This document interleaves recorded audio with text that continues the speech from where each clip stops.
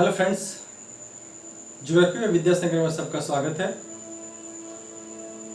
आपको कुछ बताना है कि मैंने जो भी टॉपिक पढ़ाया आप लोगों का उसका एक टेस्ट सीरीज मैंने स्टार्ट किया है और साथ ही साथ वैसे छात्र जिन्हें नोट्स की आवश्यकता हो वो हमें मेरे मोबाइल नंबर 8936835658 पर, ये मेरा व्हाट्सएप नंबर है, इस नंबर पे टेस्ट लिख करके या फिर नोट्स लिख करके आप हमें, अगर टेस्ट में आप सम्मिलित होना चाहते हैं तो आप टेस्ट लिख करके मुझे मेरे व्हाट्सएप नंबर पे मैसेज करें, या फिर अगर आपको नोट्स की ज़रूरत हो तो आप नोट्स लिख करके आप मेरे व्हाट्सएप नंबर पे मैसेज कर दें। उसके बाद हम आपको नोट्स भेज दिया जाएगा करेंगे। और नोट्स में आप टॉपिक का नाम जरूर डालिएगा, नोट में आप टॉपिक का नाम जरूर डालिएगा। इससे क्या होगा कि किस टॉपिक की नोट्स की आपकी रिक्वायरमेंट है, मैं वो टॉपिक का नोट्स आपको डाल दूंगा।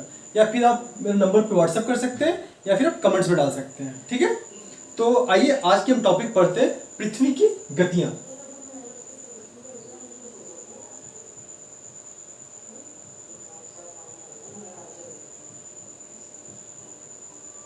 आज का हमारा टॉपिक है पृथ्वी की गतियां।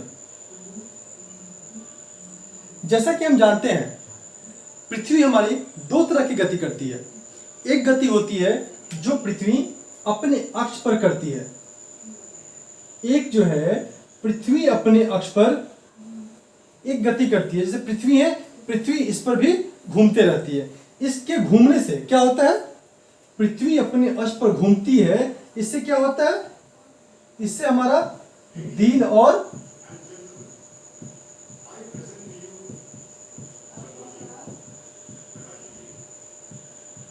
इससे क्या होता है, इससे हमारा दिन और रात होता है। जब पृथ्वी अपने अक्ष पर घूमती है तो दिन और रात होता है। जैसे अगर ये लाइट जो है इस तरफ पड़ती है तो इस पार्ट में दिन होगा और पीछे वाले पार्ट में रात होगा। जैसे जैसे वो टर्न करेगी आगे का पोर्शन पे दिन होगा, यानी कि जैसे जैसे घूमेगी जहां पे प्रकाश आएगा वहां पर दिन होगा और जिसमें प्रकाश नहीं आएगा उस पर रात होगा। तो ये क्यों होता है, क्योंकि ये अपने अक्ष पर घूम रही है। अगर यह नहीं घूमती तो सूर्य से आने वाले प्रकाश एक ही साइड में होता, यानी कि एक साइड हमेशा दिन होता और एक साइड हमेशा रात होता। तो दिन और रात में परिवर्तन क्यों होता है, पृथ्वी के घूर्णन गति के कारण।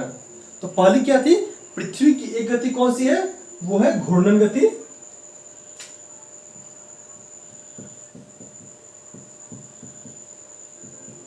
तो घूर्णन गति से क्या होता है, दिन और रात होता है, ठीक है। दूसरा कौन सा है, परिक्रमण गति।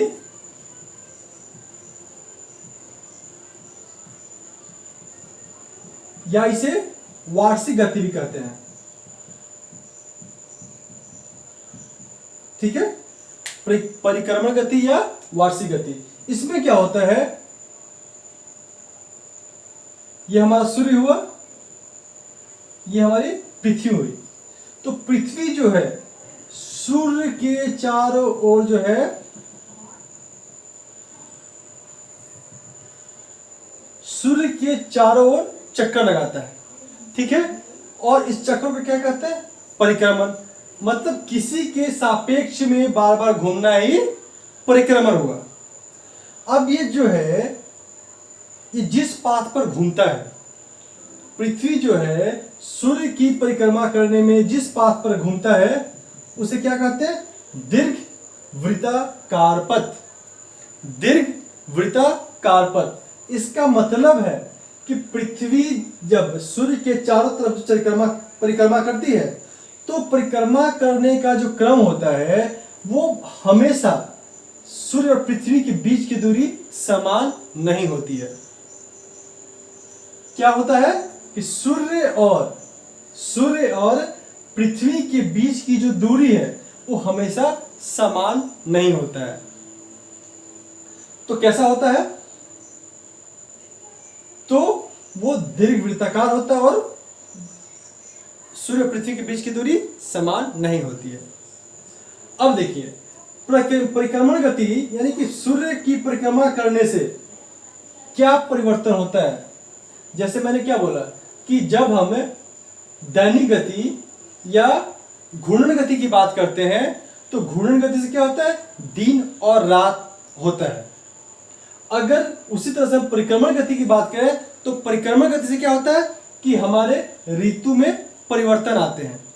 ठीक, अगर मान लीजिए कि सूर्य की परिक्रमा नहीं करता, पृथ्वी एक स्थिर जगह पे खड़ा होता, एक स्थिर जगह पे अगर खड़ा होता तो जो गर्मी के बाद सर्दी, सर्दी के बाद गर्मी के जो मौसम आते हैं, बरसात आते हैं, वो चीजें नहीं होती, यानी कि ऋतु में परिवर्तन नहीं होता है। ऋतु में परिवर्तन क्यों होता है, क्योंकि ये परिक्रमा करता।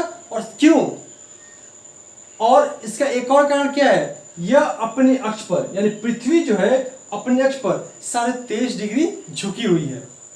अगर 23.5 डिग्री झुकी हुई नहीं रहती तो हमेशा हमेशा सूर्य की जो सीधी किरणें वो कहां पड़ती, 0 डिग्री पे। हमेशा कहां पड़ती, 0 डिग्री पे। जहां पड़ती वहां इकट्ठा रहती, वो ऊपर नीचे नहीं होता।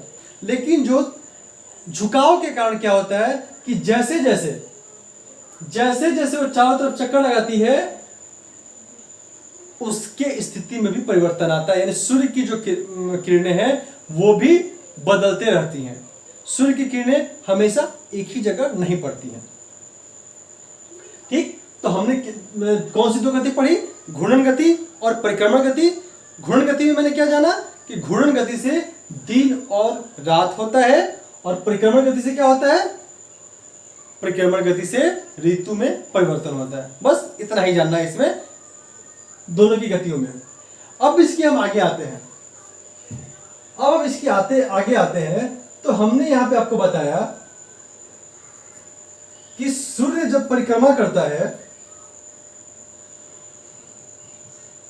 जब सूर्य परिक्रमा करता है, नहीं गलत बोल रहा हूं मैं, जब पृथ्वी सूर्य की परिक्रमा करता है तो वो हमेशा जो है एक पाथ पे चलता है, लेकिन दोनों के बीच की जो दूरी होती है वो हर जगह अलग होता है। तो अब आइए हम जानते हैं कि जो सूर्य से जो पृथ्वी की सबसे नजदीक दूरी है, सूर्य और पृथ्वी के बीच में जो सबसे नजदीक की दूरी है वो कितनी दूरी कितनी है, 14.7 करोड़ किलोमीटर। यानी कि सूर्य और पृथ्वी की जो सबसे नजदीक की दूरी जो है वो है 14.7 करोड़ किलोमीटर, और पृथ्वी और सूर्य के बीच में जो सबसे लंबी दूरी है वो है 15.2 करोड़ किलोमीटर। तो याद रहेगा आपको कि सूर्य से पृथ्वी की जो सबसे नजदीक की दूरी है, यानी कि जब वो दीर्घवृत्ताकार पथ पे जब वो घूर्णन करता है तो सबसे जो नजदीक की दूरी है वो 14.7 करोड़ किलोमीटर होता है, और जो सबसे लंबी दूरी होती है वो होती है 15.2 करोड़ किलोमीटर। यानी कि लगभग 50 लाख किलोमीटर का डिफरेंस आता है। ठीक है, लेकिन अगर आपको क्वेश्चन पूछता है कि सूर्य और पृथ्वी के बीच की एवरेज दूरी कितनी है, वो ज्यादा कम ना पूछ करके वो पूछता है कि सूर्य और पृथ्वी के बीच की एवरेज दूरी कितनी है, तो इस दोनों को ऐड करके अब 2 से डिवाइड करते हैं तो लगभग आएगा 14.95, लगभग 14.95 करोड़ किलोमीटर सूर्य और पृथ्वी के बीच की एवरेज दूरी है।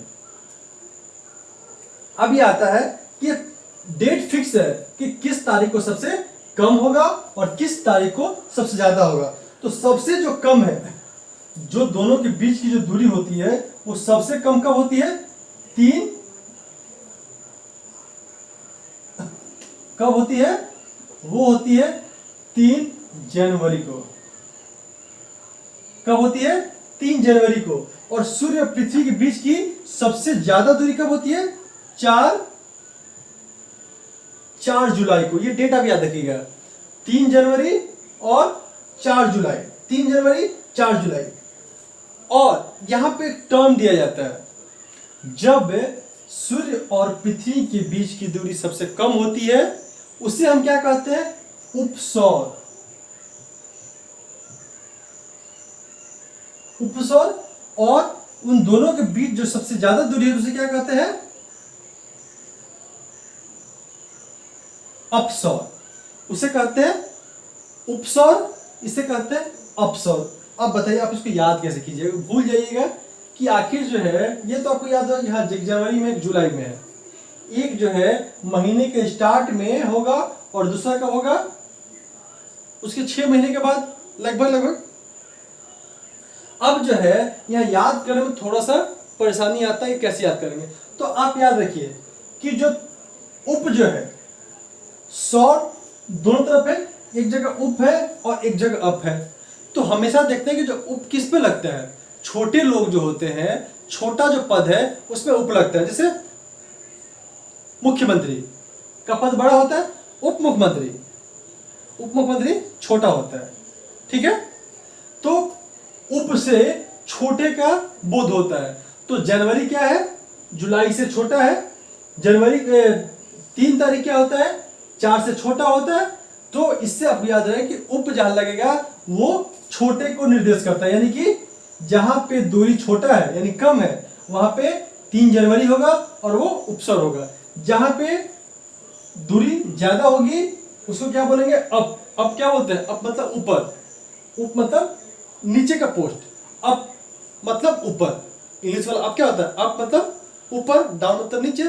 तो ये अपसौर हुआ। तो 4 जुलाई दोनों के बीच की जो दूरी जो है, सबसे ज्यादा दूरी कितनी हुई? 15.2 करोड़ सिया 15.2 करोड़ किलोमीटर। दोनों के बीच की जो न्यूनतम जो दूरी है वो कितनी है? 14.7 करोड़ किलोमीटर। और किस तारीख को होता है? 3 जनवरी को। उसे क्या कहते हैं? उपसौर। ये डेट आपको याद करने हैं, 3 जनवरी और 4 जुलाई। यहां तक ठीक है?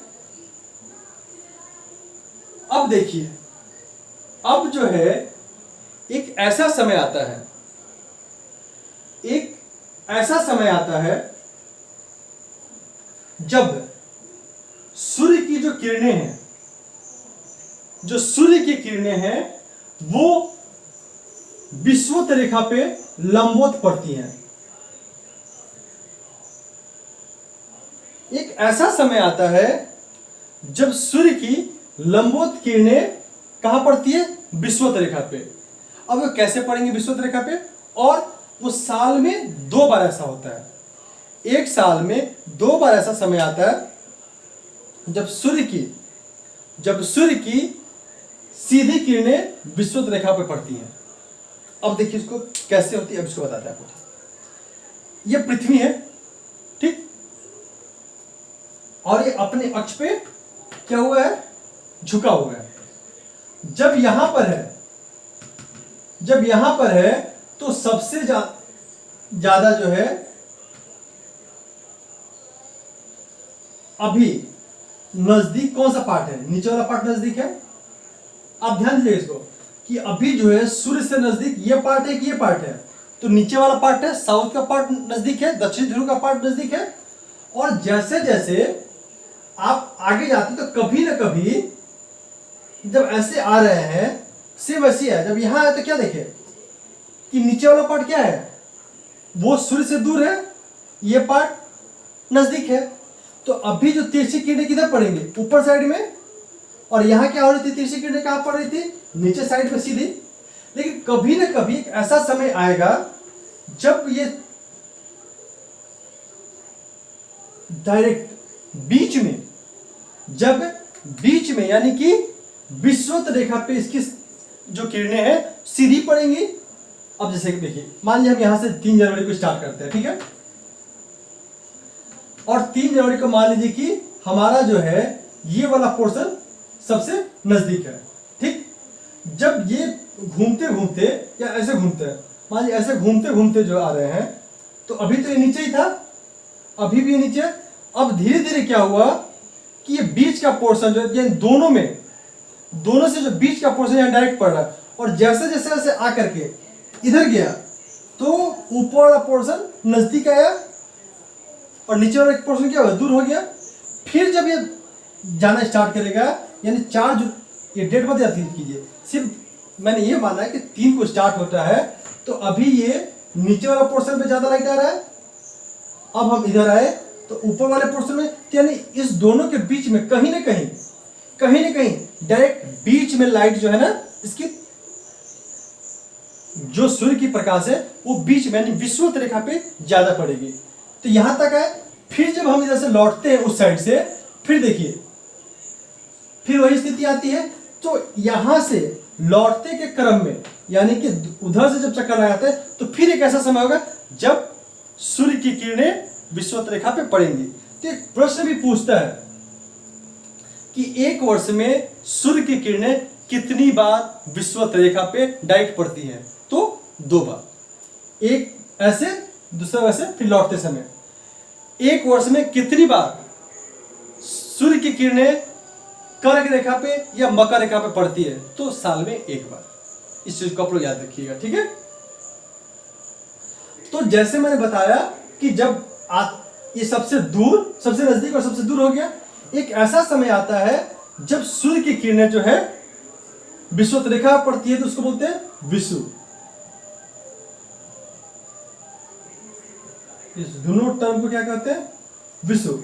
लेकिन एक को कहते हैं बसंत विषुव और दूसरे को शरद विषुव। किसे को कहते हैं? एक को बोलते हैं बसंत विषुव और दूसरे को बोलते हैं शरद विषुव। अब बसंत विषुव किसे कहते हैं, शरद विषुव किसे कहते हैं? अब देखिए यहां पे 3 जनवरी है। जब 3 जनवरी से अब आगे बढ़ेंगे तो 21 मार्च को, कब? 21 मार्च को आपको बसंत विषुव होगा, यानी जनवरी के बाद फरवरी मार्च, तीसरे महीने, फिर मार्च अप्रैल, 3 जनवरी के बाद 21 मार्च, और फिर जब लौटते समय जो है वो 23 सितंबर। यानी कि इन दोनों के बीच में कितने का डिफरेंस आया? 6 महीने का। अप्रैल, मई, जून, जुलाई, अगस्त, सितंबर, 6 महीने के बाद फिर से वो नजदीक आते हैं। तो बसंत विषुव 21 मार्च को और शरद विषुव 23 सितंबर को। यानी जो आपको जो डेट है वो आपको याद रखना पड़ेगा। उस थोड़ा सा कंफ्यूजन होगा, लेकिन बार बार इस चीज को देखिएगा तो आपको याद आ जाएगा। तो इस अभी तक मैंने क्या बताया? मैंने बताया कि सूर्य और पृथ्वी के बीच की जो सबसे कम दूरी है वो है 14.7 करोड़ किलोमीटर, और वो कब होता है? 3 जनवरी को। और उसे क्या कहा जाता है? उपसौर। सूर्य और पृथ्वी के बीच की सबसे लंबी दूरी कब होती है? 4 जुलाई को उसे अपसर कहते हैं। इसी क्रम में एक ऐसा समय आता है जब सूर्य का प्रकाश पृथ्वी के विषुवत रेखा में पड़ता है, जो साल में 2 बार होता है। उसे एक 21 मार्च को और दूसरा 23 सितंबर को। 21 मार्च को जब सूर्य की किरणें विषुवत रेखा पर पड़ती है उसे बसंत विषुव कहते हैं, और जब 23 सितंबर को पड़ता है उसे शरद विषुव कहते हैं।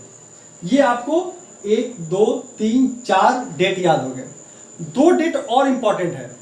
जैसे मैंने बोला कि ये जो है विषुवत रेखा में पड़ते हैं, उसी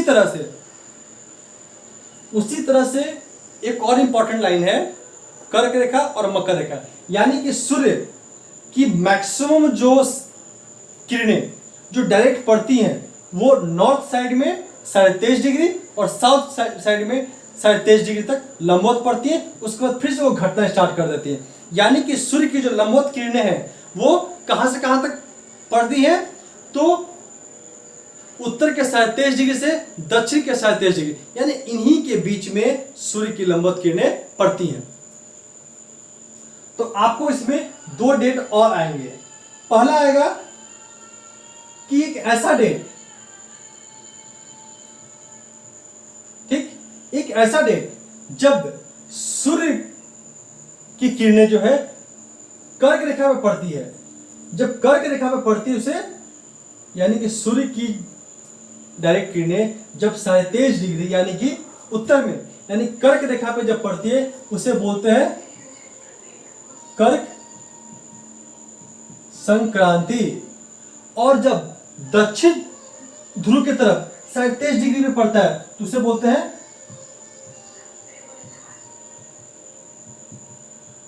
मकर संक्रांति। जब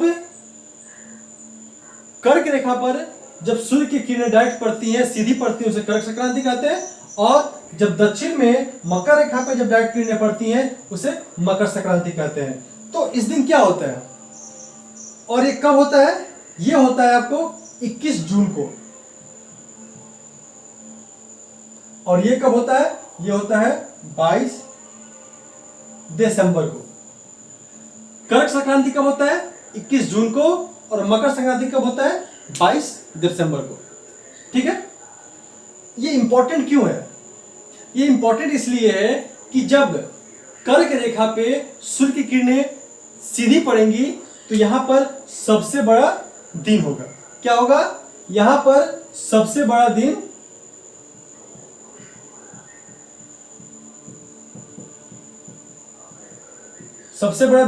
और सबसे छोटी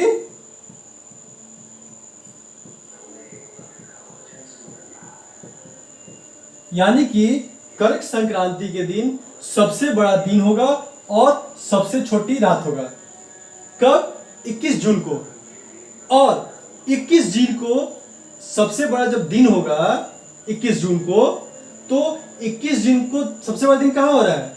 ये हो रहा है 37.5 उत्तरी ध्रुव यानी कर्क रेखा पे। तो उसी दिन, जिस दिन यहाँ पे सबसे बड़ा दिन और सबसे छोटी रात होगी, मकर संक्रांति यहां लग रही है मकर रेखा पे, तो जिस दिन यहाँ पे सबसे बड़ा दिन और सबसे छोटी रात हो रही है उसी दिन 37.5 दक्षिण ध्रुव पे यानी मकर रेखा पे सबसे बड़ी रात तथा सबसे बड़ी रात तथा सबसे छोटा दिन होगा। यानी कि 21 तारीख को, ये कब होगा? 21 जून को। 21 जून को सबसे बड़ा दिन होगा कर्क रेखा पे। उस दिन सबसे छोटा दिन का होगा मकर रेखा पे। क्लियर है? तो जब उत्तरी ध्रुव पे सूर्य की किरणें डायरेक्ट पड़ेंगी तो उस समय सबसे बड़ा दिन होगा। वो डेट कब होगा? 21 जून। और उसे क्या कहते हैं? कर्क संक्रांति। और यहां पे सबसे बड़ा दिन होगा तो ऑब्वियस सी बात है सबसे छोटी रात होगी। अब इसके जस्ट अपोजिट, जब यहां पे सबसे बड़ा दिन होगा तो मकर रेखा पे सबसे बड़ी रात होगी और सबसे छोटा दिन होगा। ये कब? 21 जून को। लेकिन 22 दिसंबर को क्या होगा? 22 दिसंबर को क्या होगा कि 22 दिसंबर को सबसे बड़ा दिन होगा मकर रेखा पे और सबसे छोटी रात होगी मकर रेखा पे। और इसका उल्टा उस दिन क्या होगा कि सबसे बड़ी रात हो जाएगी यहां पे और सबसे छोटा दिन हो जाएगा। तो आपका ये टोटल चैप्टर जो हमने इसका पृथ्वी की गतियों से क्या क्या चेंजेस आते हैं वो मैंने आपको बता दिया। तो एक बार फिर से समराइज कर लेते हैं क्या क्या मैंने बताया। मैंने बताया कि पृथ्वी जो है दो तरह की गतियां करती है। एक ध्रुव पे घूमती है जिससे दिन और रात होता है, उसे दैनिक गति भी कहते हैं। और दूसरा सूर्य की परिक्रमा करती है जिसे परिक्रमण गति कहते हैं और उससे ऋतु परिवर्तन होता है। ठीक है। उसके बाद हम आते हैं कि जब सूर्य की परिक्रमा जब पृथ्वी करती है तो कैसे करती है? दीर्घ वृत्ताकार पथ पे करती है।